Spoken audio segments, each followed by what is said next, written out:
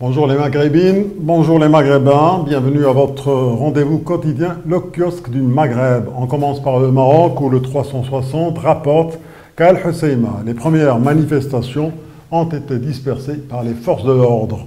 Juste après la prière d'Al-Asr, de petits groupes ont commencé à se constituer ici et là à travers la ville. Ils ont essayé de forcer la marche, mais ils ont été dispersés par les autorités qui soulignait par haut-parleur le caractère illégal de ces rassemblements, raconte le 360. Un peu plus tôt dans la journée, l'envoyé spécial de la dépêche indiquait que la connexion Internet ne fonctionnait quasiment plus et que les réseaux sociaux et les services de messagerie en ligne étaient inaccessibles. Impossible donc de faire un live vidéo.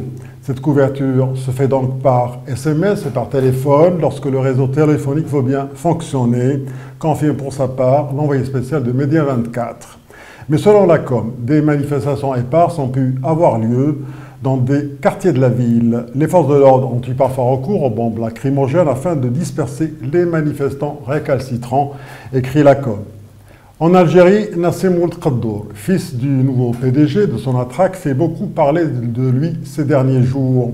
En effet, âgé de 38 ans, il se présente comme un homme d'affaires qui a réussi seul, sans l'appui de son père. Selon des documents obtenus partout sur l'Algérie, Nassim Ould Qaddour est propriétaire de 2 terrains nus à Saint-Jordi, de la Salines, dans l'île espagnole d'Ibiza, d'une superficie totale de près de 72 000 m².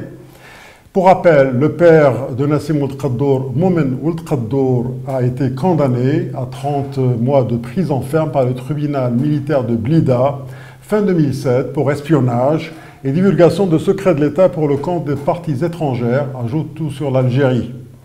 L'armée boucle les frontières à Adrar et Tamanrasset, titre l'expression.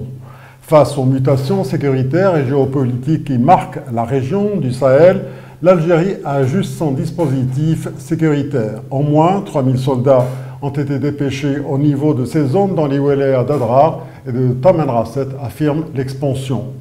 Lutte antiterroriste, le département d'État américain affirme dans son rapport annuel pour l'année 2016 que l'Algérie est restée un partenaire important dans la lutte antiterroriste, rapporte tout sur l'Algérie.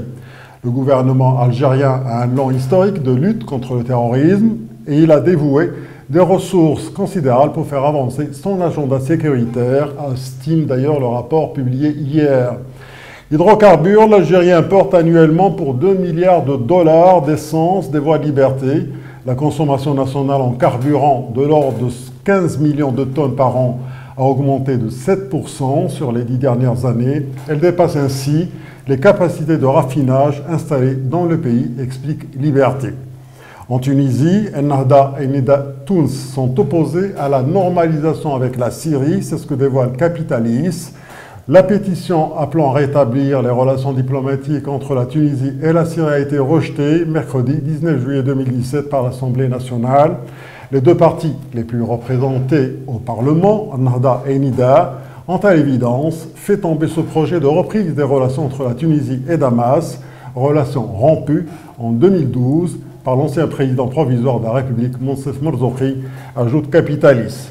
Culture, quelques dizaines de protestataires se sont rassemblés hier soir devant le musée de Carthage, quelques heures seulement, avant le démarrage du spectacle du comédien Michel Bougenah, rapporte Business News. Les protestataires ont scandé des slogans pour contester les positions sionistes du comédien. Plusieurs composants de la société civile avaient appelé à l'annulation du spectacle. La direction du festival a refusé la déprogrammation de Michel Bougenah, assure Business News. En tout cas, jamais un spectacle artistique n'a suscité autant de polémiques en Tunisie que le spectacle de l'humoriste français d'origine tunisienne Michel Bougenah, qui s'est finalement produit sur l'esplanade du musée de Carthage, commente l'économiste maghrébin. C'est tout pour la presse maghrébine. Merci pour votre fidélité. À demain.